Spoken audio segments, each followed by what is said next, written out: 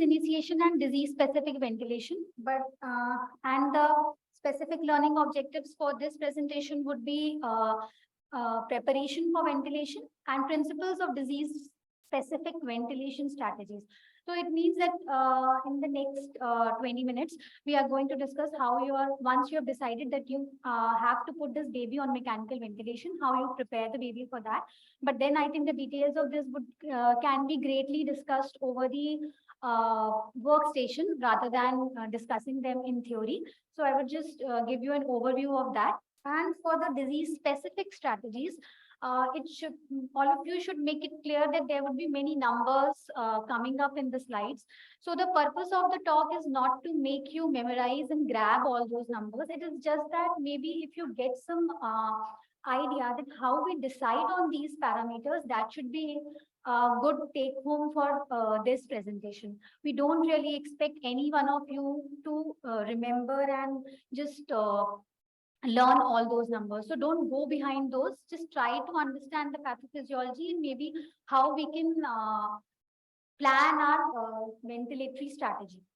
So first, when you have decided, firstly, for preparation of ventilation, the first point is definitely to identify the baby who requires mechanical ventilation, because we know now the era is moving towards more and more non-invasive ventilation, gentle ventilation, lung protective strategies. So first and foremost, we need to decide, does this baby really need mechanical ventilation or not? Then once you have decided that, yes, I am going to intubate and ventilate this baby, how are you going to set up the ventilator? So that is important. Without that, because we in India are not often or do not always have the luxury to have a trained staff who can just set up the ventilator. So it is essential that every person who is ventilating a newborn must know how to set up that ventilator. Then intubating with an appropriate sized endotracheal tube. Obviously, all of us know. I think most of you are doing junior residency or senior residency. So we know that what is an appropriate sized ET tube for the baby. So if the baby is less than 1 kg, then a size of 2.5 for 1 to 2, 3. And then for babies above 3 kg, you can go in for a 3.5 millimeters tube. Confirm the position of the endotracheal tube. That is must before starting any baby on ventilation or any baby whom you decide to provide ventilation. Confirm it, secure the position of endotracheal tube. An X-ray, first time when you're ventilating a baby, maybe you can do an X-ray or a bedside lung ultrasound to ensure the correct position of the endotracheal tube. But if a baby is being repeatedly intubated, there is no indication to do a repeat X-ray repeatedly. You can just know that on first ventilation that what is the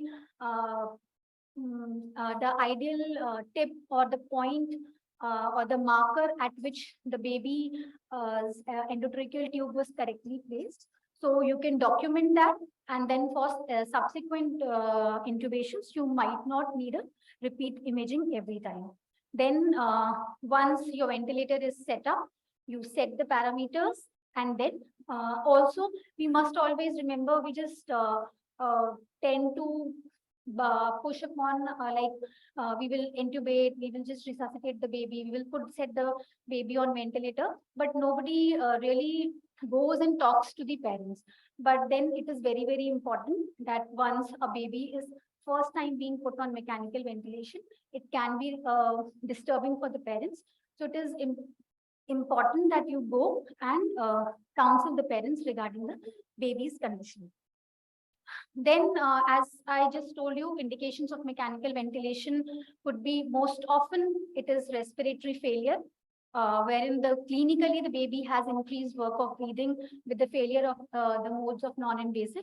Nowadays, I don't think anyone just straight away jumps onto invasive ventilation without giving them a proper trial of non-invasive modalities. But if that has failed, your blood gas is showing persistently respiratory acidosis with a hypoxemia and hypercarbia, yes, that baby needs mechanical ventilation.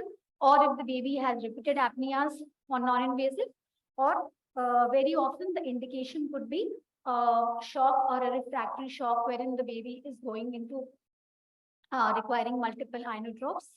So there to support the perfusion, the ventilation, and the dynamics of the baby, it is advisable that you may preferably ventilate the child.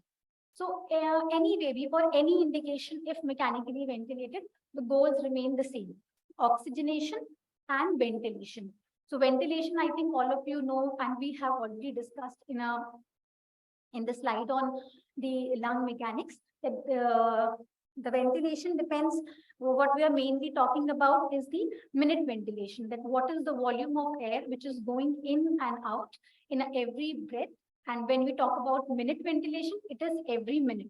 So it is determined by the tidal volume, that is the volume going in and out, and multiplied by the rate or the frequency.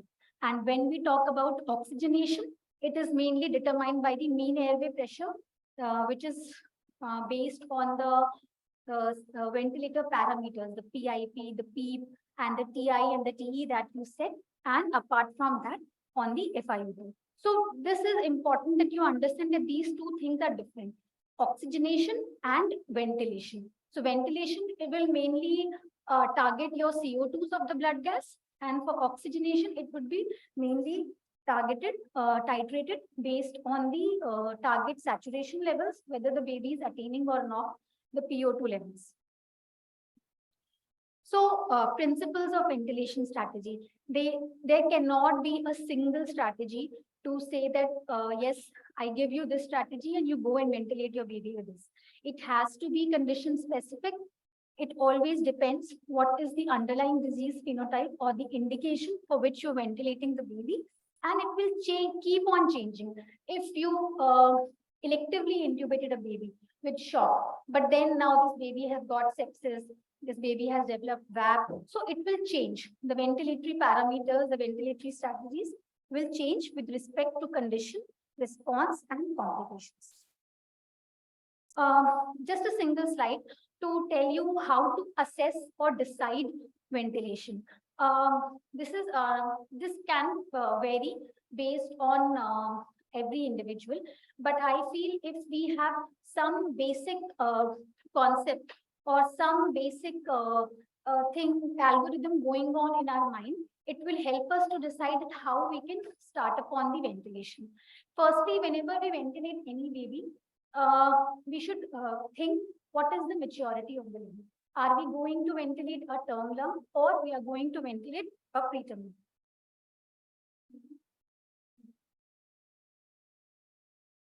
Second is there any possibility of surfactant deficiency for the baby whom you are going to ventilate now? So think about it, because all these things are going to change your ventilatory strategies. Always think about, is there any underlying congenital malformations in this baby or not? A very important thing to consider before starting or setting the ventilator parameters is to know whether it is a normal lung or a diseased lung. कि आप जो baby को ventilate करने जा रहे हो, उसका lung, underlying lung is normal or not. This is a very, very, very important point to be considered before deciding a ventilatory strategy for any baby. And if it is at all, it is a diseased lung, then you must think, what is the underlying pathophysiology? Is it a parenchymal disease? Is it some pneumonia? Is it some MAS which is causing pneumonitis? Or is it some inflammatory condition? Or it is an airway problem as we encounter in cases of BPD? Or is it associated with any pulmonary vascular disease? Because many of the conditions of neonatology often have existing pulmonary vascular problems, which might lead to secondary PPHN, like we know in cases of severe MAS, RDS, CDH. And again, the same thing, risk if there are any underlying risk factors for PPHN or not.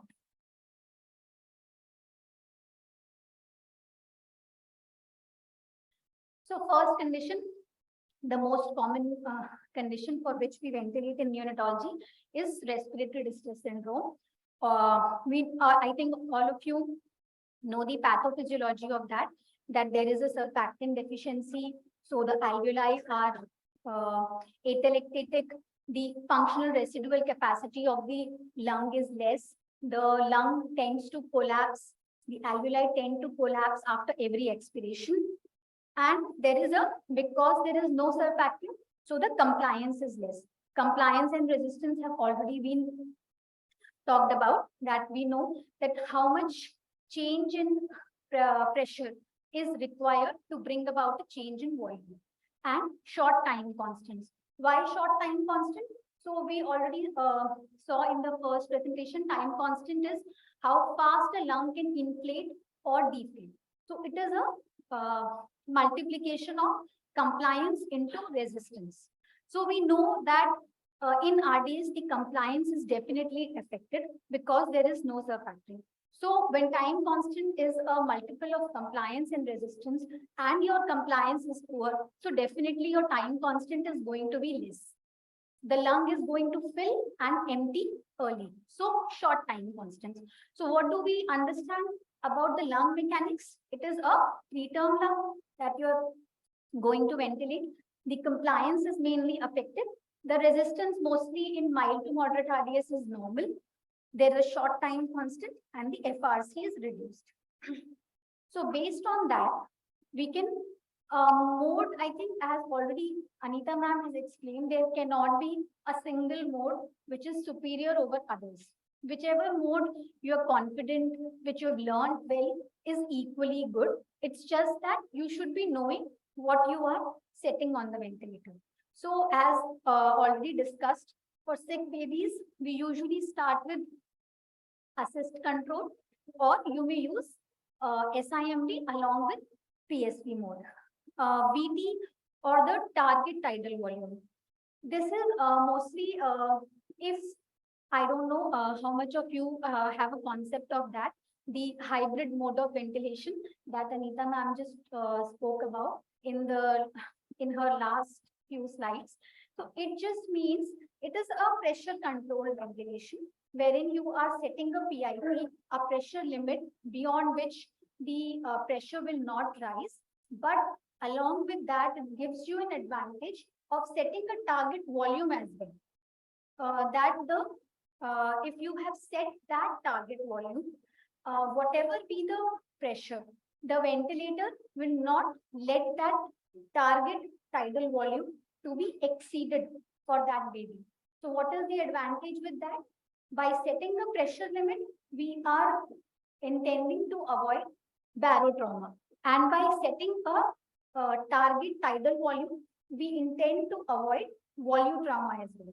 So if we have the facility of volume guarantee or volume target ventilation, it will help us prevent both volutrauma as well as barotrauma at the same time. So this we talked about the mode and target tidal volume. So mode, for in all my slides you will see these are the same modes, because it is upon you to decide which mode you want to use. For sick babies, usually these two modes are used. Target tidal volume, it will be same for all the conditions. The target tidal volume in a newborn is 4 to 6 ml per kg. But we will discuss there are certain situations wherein we set in a slightly higher target tidal volume. For PIP and PEEP. PEEP, I think all of you know, as we have already discussed in the mode side, that PEEP is what prevents the alveoli from collapsing at the end of the expiration. So for most of the cases, it is set between 4 to 6.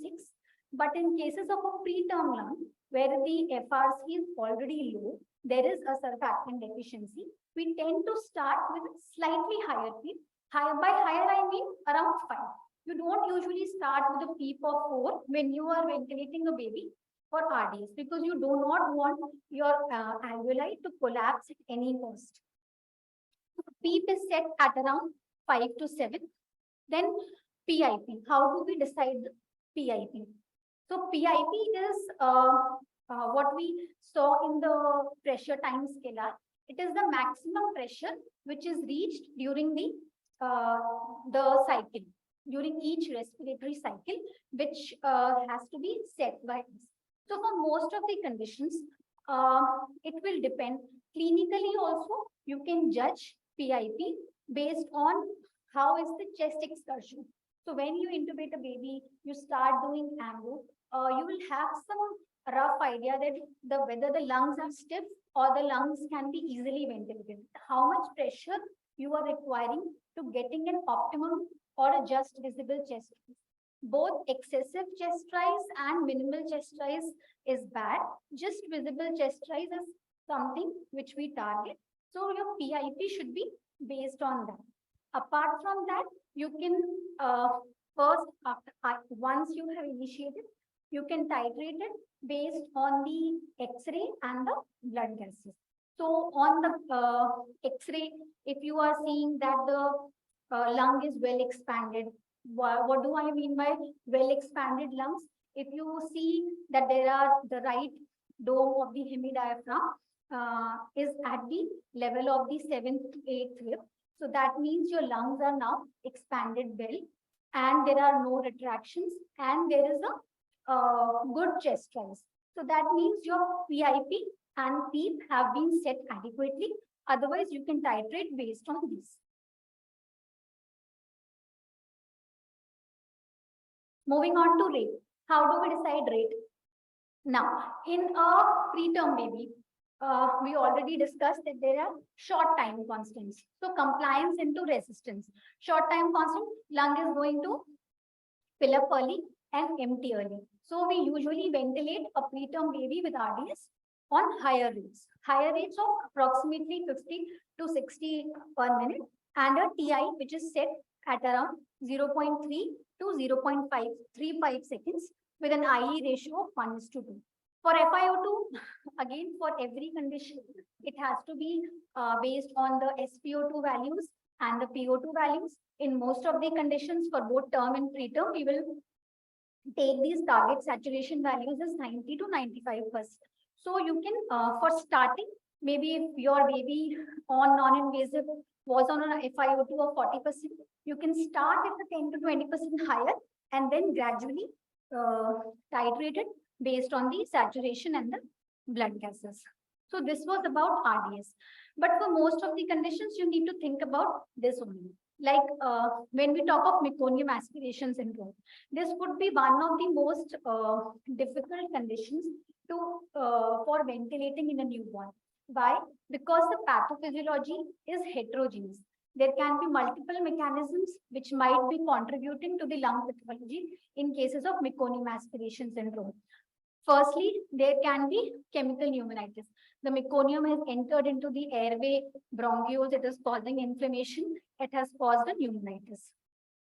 Then that meconium can go into the alveoli, can damage the type 2 pneumocytes, and it can lead to secondary surfactant depletion. When the bronchioles, they block the airways, we know that their expiratory resistance is more. There can be air trapping. There's a ball valve mechanism, so the air is not able to come out completely. So that results in hyperinflation and air trapping. And we know that meconium aspiration syndrome is a risk factor for development of secondary PPH in babies.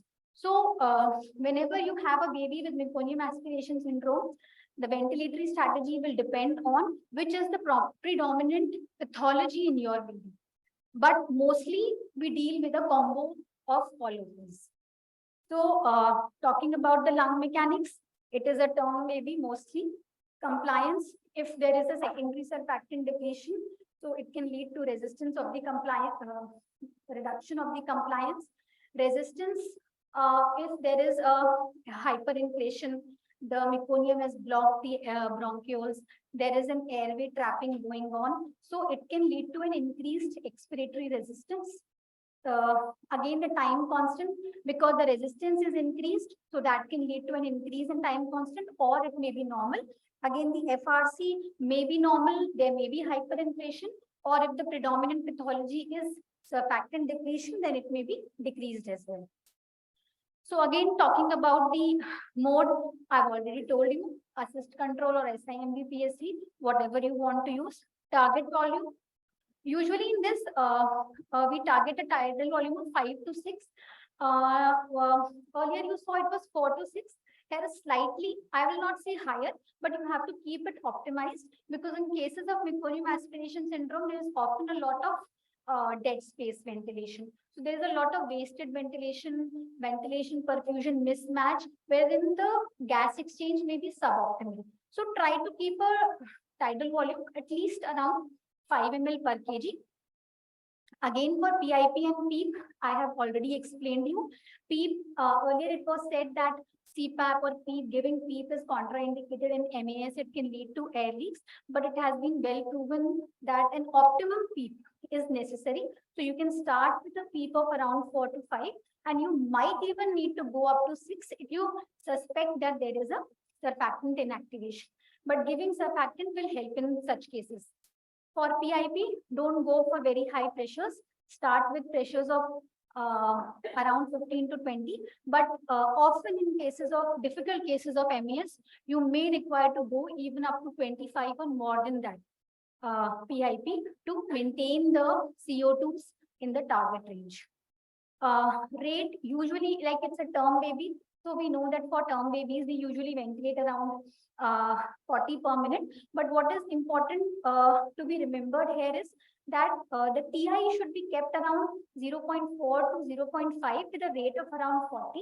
So basically, what we think is, what we intend is that there should be an adequate expiratory time, because we do not want any hyperinflation and air trapping, which will increase the risk of air leak. So you should ventilate these babies with a slightly higher TI and adequate TE. So moderate rates of around 35 to 40 will help you attain that. This is about the meconium aspiration syndrome, but if it is complicated by secondary pulmonary hypertension, then obviously we need to focus on the management for them. But often these babies, if there is a persistent hypercarbia or hypoxia, even at FiO2s of 100% or very high PIPs of up to 25, high frequency ventilation is often used as a rescue mode in these cases. Next common condition for which the baby might get ventilated is perinatal asphyxia. In asphyxia, there are two possibilities. One is wherein your baby is having central hypoventilation, but a normal lung.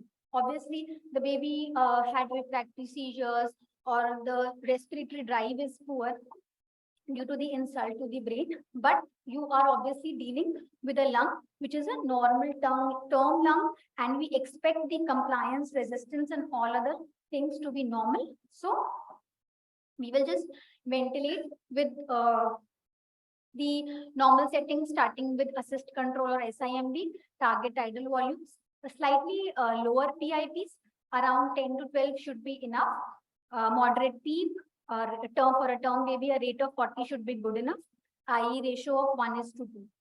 But it is important that whenever you are ventilating such newborns, please avoid both hyper and hypoventilation, because we know they already have a damage to the brain and cerebral blood flow is dependent on the CO2s. So they should not be, and they have a normal lung. So if you very aggressively ventilate them, then that might lead to hypoventilation and affect their cerebral blood flow. So take care of that. So maybe that you start ventilating for a hypoventilation, but then land up continuing ventilation for this baby because the brain drive has now gone.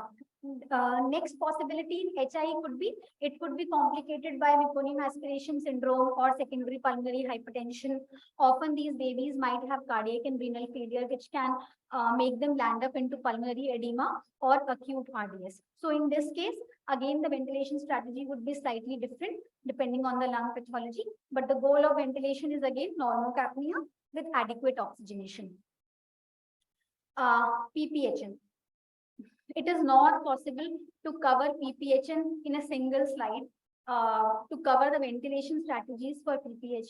But I think to begin with, it is just important to understand that what is PPHN. We are talking about that it is a failure of the normal pulmonary pressures to come down or fall after the birth of the baby. It may be a primary BPHN wherein a cause is not identified, or it may be secondary to many of the conditions that I've already mentioned.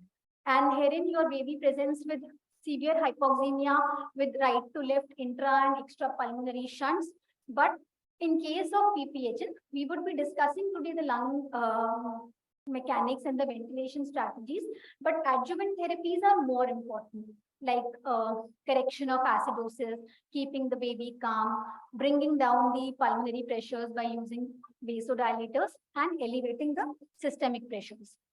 So talking about the lung mechanics, it may be a term or preterm lung. If you have a baby whose RDS complicated with PPHN, then it will be a preterm lung, otherwise term lung.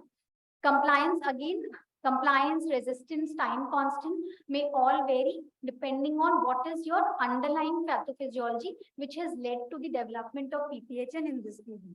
So the primary ventilation strategy will be based on that, but it is important to oxygenate them adequately and avoid any hypercarbia, because CO2 again would be a vasoconstrictor, a pulmonary vasoconstrictor for them. So do not, so usually we take a target CO2s of around 45 to 60 in the arterial blood gases for these babies, and a PO2 of around 50 to 70 in the preductal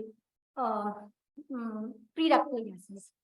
So mode and tidal volume, we have already discussed. PIP, PEEP, I think you must have understood by now. Most important thing here is that you keep the baby adequately oxygenated with the PO2s of around 50 to 70. In case, despite making the you're optimizing whatever you can, you are not able to achieve adequate oxygenation, you may try to bring down the changes in the ventilation in the following sequence. So we saw that oxygenation mainly depends on MAP and FiO2.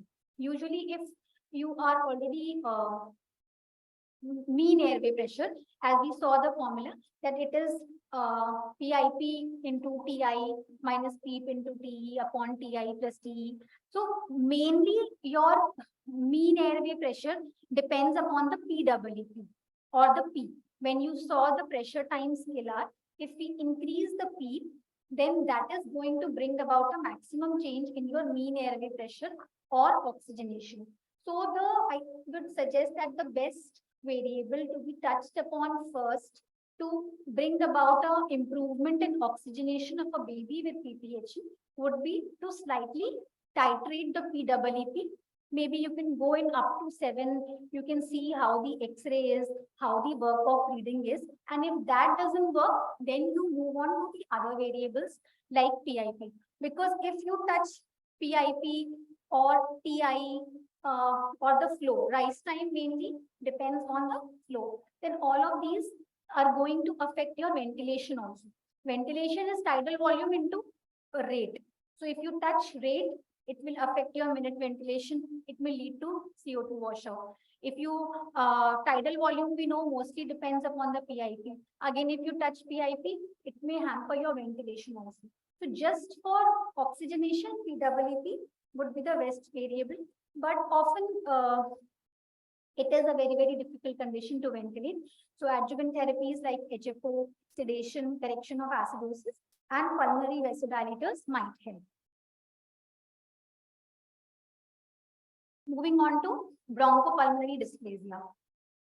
So after MAS, I think this is the second most important condition, or one of the conditions wherein all the theories might fail, but it is a difficult condition to ventilate in an neonate, because again, the lung pathology is heterogeneous. It is an intermixture of the airway disease, of the parenchymal disease, and the pulmonary vascular disease. So there is a baby who has been ventilated for long, there has been barotrauma, there has been volume trauma, there has been biotrauma, there is a lot of inflammation in the in the lung. So there is a parenchymal disease, atelectasis, there are areas of hyperinflation, there is fibrosis, your airway might not be helping you, and often these babies have develop secondary pulmonary hypertension. So we have a preterm lung wherein the compliance is severely affected. There is an increased airway resistance. So time constant will vary depending on what is the predominant problem in your baby. Principles include adequate ventilatory support to establish optimum lung volume, recruit the alveoli well to promote even distribution, and avoid air trapping. So mode we are not going to discuss. Tidal volume, I would just like to make a comment in this, that keep it around 6 to 8. So this is one condition, as I told you, wherein we would like to keep the target tidal volumes at a slightly higher side. Why? Because the lung is severely damaged in these cases. There are areas where there is hyperinflation, there is a ventilation perfusion mismatch, there is a fibrosis. So there is definitely suboptimal gas exchange which is going on. There is a lot of alveolar dead space. There is a lot of airway resistance. So to keep the lung well inflated and to optimize the target. So the target volumes have to be kept slightly on a higher side. Even in severe BPD, we might even consider keeping the volumes up to 10 to 12. PIP is, you do not need to touch it mostly. 15 to 20 should be enough. PEEP is important. Again, here in the alveoli have the tendency to collapse. So there is an increased resistance. So it is important to keep the PEEP at a slightly higher side. So in a BPD baby, keep the target tidal volume slightly high with a slightly higher PEEP so that the lung is not deflated. It will help improve the expiratory mechanics. It will help in improving the gas exchange of the baby. And another important ventilatory strategy that should be in your mind is that in these babies, usually we keep a long TIs. Why long TI? As we already saw, time constant is compliance into resistance. Many a times, resistance is very high in these cases of bronchopulmonary disease. There is tracheomegaly, there is airway resistance. So the lung is not going to be inflated easily. There is a lot of alveolar dead space. So we need to give more time to air to go in and fill in the alveoli. So we need to keep a slightly higher TI, but at the same time, you need to give an adequate expiratory time as well to prevent the air trapping and to prevent the hyperinflation. So how are you going to attain that? By keeping the rates low. So keep your rates low at around 20, 30 or maybe 40. Give a slightly longer TI and a TE of even 0.5 to 1 might be needed in cases of severe BPD. And this is one condition wherein we expect CO2s of up to 65 in arterial gases comfortably. Next, most of the conditions are like CDH or a pulmonary hypoplasia or a pulmonary air leak, less commonly encountered. But if you have some basic idea how we can titrate the ventilation, it might be helpful. So CDH, we all know, it is the failure of the diaphragm to develop normally, which can be isolated or syndromic. The lungs and the gut, everything is in the mediastinum. So there is pulmonary hypoplasia. The lung has not got the opportunity to develop well. There is a compromised cardiac function. And then when you start ventilating these babies, there is a distension of gut in mediastinum, again causing cardiorespiratory compromise. So the main problem in these babies are the lungs are very, very small. The compliance is poor. It is difficult to bring on a change in volume by giving pressure in these babies. Rest of the parameters might mostly be normal. So in these babies, there is pulmonary hypoplasia. Just remember, avoid giving higher pressures. because already the lung is hypoplastic. It is prone to air leaks. It can rupture anytime. So try to ventilate at moderate pressures with moderate PEEP and target saturations of 90 to 95%. But often because there is hypoplastic lung, there is structural immaturity, there is dysmorphism of the pulmonary vascular bed. These babies often go on to requiring high frequency ventilation to keep a lower threshold for that. Apnea of prematurity, again, it is one condition as we saw in HI babies, a normal term lung. This is a preterm baby with a normal lung mostly, wherein you have just ventilated because the baby is not breathing or the drive is not good. So ventilate at moderate settings of around 10 to 12 PEEP, PIP and 4 to 5 PEEP with slightly lower rates. Pulmonary hemorrhage. If there is a baby with coagulation abnormalities, surfactant inactivation, all of these can lead to hemorrhagic pulmonary edema. What is to be remembered is that we need to give slightly higher PEEPs to first, most important is to correct the underlying coagulation abnormality. But in strategy, ventilatory strategy, what is to be remembered is keep the PEEP on slightly higher side, and because there is a pulmonary congestion, so the air will need some time to reach the alveoli. So keep your TIs slightly higher and PEEP higher. That is all. Rest, the titration has to be done as already discussed.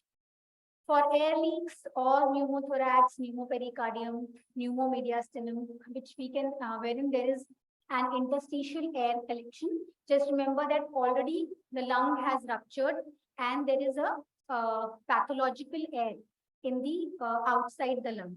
So avoid giving higher peak pressures and keep. What is the strategy for ventilating in a pulmonary air leak is that you ventilate these babies at a short TI with a higher rate. Why short TI? Because we do not want to give the air a long time to go and fill the alveoli and then enter the pathological space as well. So just keep your TIs short and to maintain the minute vent, and also because we are not giving higher pressures, so to maintain the ventilation, because ventilation is tidal volume into rate. So if you are keeping the tidal volume slightly higher, so keep a slightly higher frequency to maintain the rates and drain the air. So this is just the last slide. What could be the suggested initial ventilatory settings? But I think we have discussed most of these. So just remember that ventilate only when required and as minimum as possible. There cannot be a single strategy for all babies. The initial settings will depend on the disease pathology. There has to be a dynamic adjustment in settings going on according to the development of complications. Choose a mode in which you are confident and lead to non-invasive as early as possible. Thank you.